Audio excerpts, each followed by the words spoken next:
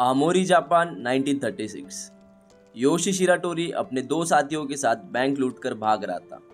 उस वक्त उनको एक पुलिस वाला रोक लेता है, जिसकी वजह से योशी का एक साथी पुलिस वाले पर गन से फायर करता है, जिससे कि उस पुलिस वाले की जान चली जाती है। ना चाहकर भी योशी शिराटोरी उस मर्डर केस में फंस जाता है और पुलिस योशी को ढूंढते हुए उसके घर तक पहुंच जाती है और योशी को अरेस्ट कर लिया जाता है।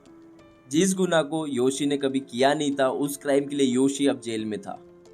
योशी जिस जेल में था, उस जेल में जेलर काय था और काय अपने दोस्त की मौत का बदला योशी को टॉर्चर करके निकालना चाहता था।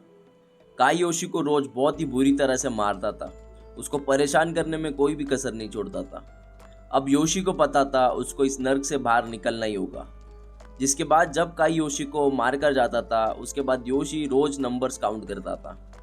3 महीने बाद योशी अपने एक फ्रेंड की मदद से जो बकेट नहाने के लिए यूज़ किया जाता है, उसका मेटल वायर मंगवाता है। उस दिन हर बार की तरह काय फिर से योशी को मारता है। जैसे ही काय बाहर निकलता है, योशी जल्दी से मेटल पीस की मदद से लॉक को ओपन करने लग जाता है। योशी का फ्रेंड उसको रोकने की कोशिश करता है और बोलता है कि पुलिस कभी भी यहाँ आ सकती है। तभी योशी आंसर करता है 15 मिनट तक नहीं आएगी। योशी को ये पता था क्योंकि योशी 3 महीने से काई के मारने के बाद काउंट करके गिनता था, जिसकी वजह से उसको ये पता चल गया कि 15 मिनट तक वहाँ कोई नहीं आता। योशी अब काउंटिंग करते करते लॉक्स को ओपन कर रहा था। उसके बाद योशी को पता चलता है कि बाहर 2 और लॉक हैं। योशी ये दोनों लॉक को भी ओपन कर लेता है। जैसे ही योशी बाहर निकलता है तो उसको पता चलता है कि बाहर की फेंस बहुत बड़ी है, जिसको क्रॉस करने के लिए उसको और टाइम चाहिए था। जब एक जेलर उसके राउंड पर आता है तो उसे लगता है कि योशी सोया हुआ है। योशी ने फ्लोरबोर्ड के टुकड़ों को ब्लैंकेट के नीचे डाल रखा था और जब मॉर्निंग में फिर से जेलर चेक करने आता है तो उसे पता चलता है कि योशी वहाँ नहीं था और बहुत ज़्यादा देर हो चुकी थी। योशी जेल तोड़कर भाग चुका था, लेकिन भागते वक्त योशी को चोट लग जाती है, जिसके बाद योशी छोटी गलती कर बैठता है। वो इलाज करने के लिए सीधा हॉस्पिटल चला जाता है, जिसकी वजह से पुलिस बहुत आसानी से योशी के बारे में पता लगा लेती है और एक बार फिर योशी को जेल ले जाया जाता है। इतने महीने के प्लानिंग के बाद भी सिर्फ 3 दिन की आज़ादी योशी को मिली। 6 साल बाद इस बार योशी को अकीता प्रिजन में शिफ्ट किया जाता है। जेलर को पता था कि योशी ने पहले भी जेल तोड़ा है, तो इस बार वो योशी के साथ बहुत सख्ती से पेश आए। उसके सेल में काफ़ी ठंडी होती थी और उसको किसी भी तरह के हीटर या ब्लैंकेट नहीं दिया गया। ऊपर से उसको हर वक्त दोनों हाथ में हथकड़ी पहनाए रखते थे और सोने के लिए कंक्रीट फ्लोर पर ज़बरदस्ती सुलाया जाता था। उसको एक ऐसे स्पेशल सेल में रखा जाता था जहाँ पर दीवार बहुत ज़्यादा स्मूथ थी, जहाँ पर कोई चीज़ दीवार से चिपक कर चढ़ नहीं सकती थी और सेल में सनलाइट भी नहीं आती थी। सिर्फ एक छोटी सी खिड़की सेल के टॉप में थी, जहाँ से मुश्किल से थोड़ी बहुत रोशनी आती थी।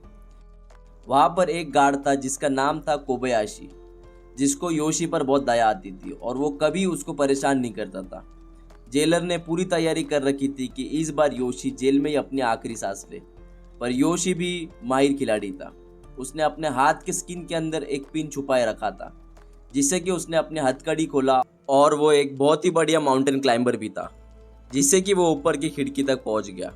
पर वहाँ भी एक प्रॉब्लम थी, खिड़की में मेटल बार थे जिसे वो तोड़ नहीं सकता था। पर योशी छोटी सी छोटी बात पर भी ध्यान देता था। उसने ये जाना कि खिड़की के मेटल बार की फ्रेम लकड़ी से बनी हुई है और वो हर रोज़ उस वुडन फ्रेम को हिलाकर खींचकर उसको लूज करने की कोशिश करता था और सिर्फ 6 महीनों में उसने वो फ्रेम उखाड़ दी और फिर से एक बार वो फरार हो जाता है और जेलर दंग रह जाते हैं कि यह उसने किया कैसे।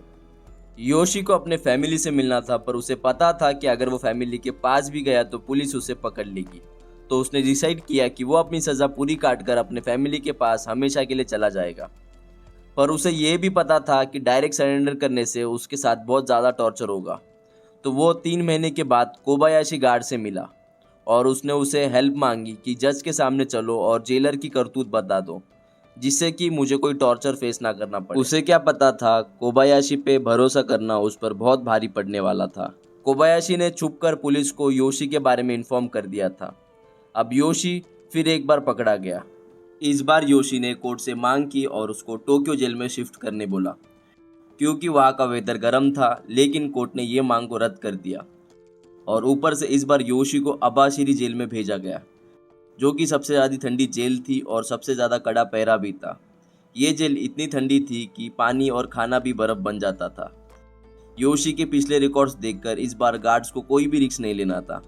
योशी कई बार अपने हथकड़ियों को तोड़ चुका था, जिसकी वजह से इस बार एक स्पेशल हथकड़ी लाई गई जिसमें चाबी वाला कोई सिस्टम ही नहीं था।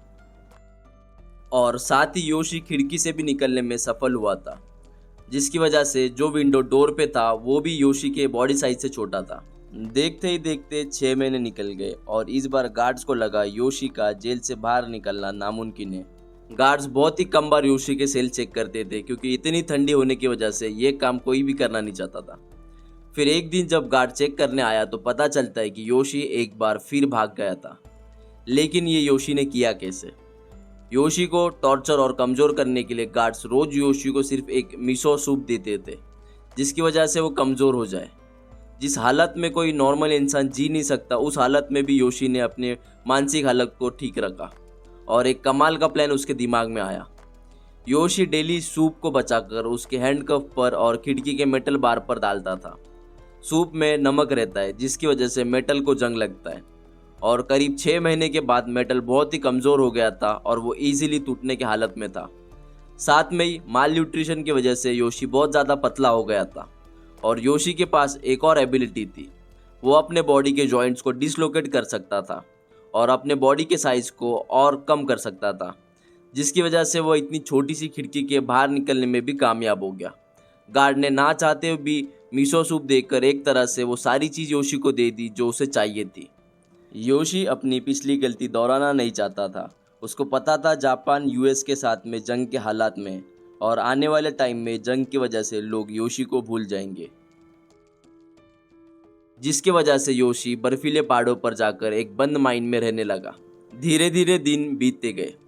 योशी को अब इंसान से बात किए हुए पूरे 2 साल हो चुके थे, जिसकी वजह से योशी अब बेहाल होकर सिटी के पास गया और जैसे ही वो वहाँ पहुँचा तो वो चौंक गया।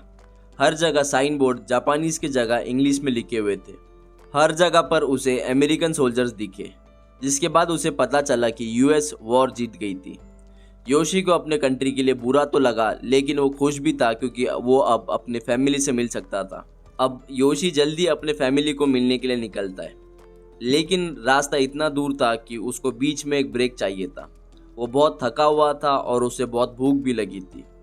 योशी को उस वक्त एक टमाटर का पेड़ दिखता है और वो उसको तोड़कर खाने लगता है, लेकिन उस पेड़ का मालिक अपने खेत के औजार के साथ वहाँ पहुँच जाता है और वो योशी को मारने लगता है। योशी अपने सेल्फ डिफेंस में उसे धकेल देता है और गलती से वो किसान गिरकर मर जाता है। एक बार फिर मर्डर क्राइम के लिए योशी के पीछे जापान की सारी पुलिस लग जाती है और कुछ ही दिनों में योशी को फिर से पकड़ लिया जाता है। योशी को इस बार सपोरा जेल में भेजा जाता है। इस बार योशी के लिए स्पेशली 6 गार्ड्स को 24 घंटे उस पर निगरानी करने के लिए रखा जाता है। उसके सेल को रस्ट प्रूफ यानी जंग ना लगे इस तरह से डिज़ाइन किया जाता है। इंस्पेक्शन विंडो के साइज़ को उसके सर के साइज से भी छोटा रखा जाता है। योशी अब बूढ़ा और कमज़ोर हो चुका था। उसमें अब इतनी ताकत नहीं थी कि वो दीवारों से चढ़ सके, फिर भी योशी पूरा दिन ऊपर देखता रहता था। कुछ महीने बाद योशी बहुत ही कमज़ोर और डिप्रेस्ड हो गया था। वो हर वक्त सोता रहता था और खाना खाने से भी मना करता था। फिर एक दिन एक गार्ड ने चेक किया तो पता चला योशी एक बार फिर फरार हो चुका था। योशी ने फिर एक बार ये चीज़ कर दिखाई थी, लेकिन योशी ने ये किया कैसे?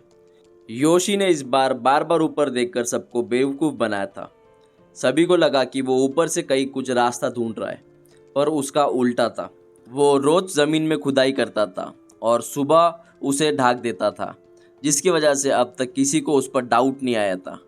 ये एस्केप योशी के सारे एस्केप से सबसे आसान था। इतना सब कुछ होने के बावजूद भी वो जीता नहीं था, क्योंकि वो अब खुद से अपने परिवार से दूर रहने का ठान लेता है और उसे पता था कि अगर वो कोशिश भी करेगा तो पकड़ा जाएगा। वो अब बूढ़ा भी हो चुका था। एक दिन वो एक बेंच पर बैठा था, तब एक पुलिस वाला उसके बाजू में आकर बैठ जाता है और वो उसको एक सिगरेट ऑफर करता है और सिर्फ इतनी छोटी सी वजह के लिए योशी को रोना आ जाता है, जिसको देखकर वो पुलिस वाले को कुछ समझ में नहीं आता है और वो उसको उसके हालात के बारे में और उसका नाम पूछता है। योशी इस बार खुद से उस पुलिस वाले को अपना नाम बताकर सरेंडर कर लेता है, जिसकी वजह से एक बार फिर योशी को कोर्ट ले जाया जाता है। पर इस बार नई जापानीज गवर्नमेंट बन चुकी थी, तो चीज़ें उसकी फेवर में जाती है। इस बार योशी के साइड की स्टोरी भी सुनी जाती है और कोर्ट योशी को किशान के मर्डर के लिए बेगुनाह ठहराती है, जिसकी वजह से उसकी सज़ा कम होकर 20 साल हो जाती है और उसको टोक्यो जेल भी भेजा जाता है। गार्ड्स उसके साथ अच्छे से बिहेव करते हैं, जिसके बाद योशी अपनी सज़ा को एक्सेप्ट करता है और वो 14 साल बाद अपने अच्छे बिहेवियर के लिए जेल से जल्दी छूट जाता है और अपनी फैमिली को मिलने जाता है। लेकिन जब वो अपनी फैमिली को मिलने जाता है तब तक वो बूढ़ा हो चुका था और उसके ज़िंदगी का ज़्यादातर वक्त उसने ऑलरेडी खो दिया था। उम्मीद है आपको ये वीडियो बहुत ज़्यादा अच्छी लगी होगी, और अगर आपको वीडियो अच्छी लगी है तो वीडियो को लाइक करो, चैनल को सब्सक्राइब करो और अपने फ्रेंड के साथ भी शेयर कर दो। तो आज के लिए बस इतना ही, हम मिलेंगे नेक्स्ट वीडियो में।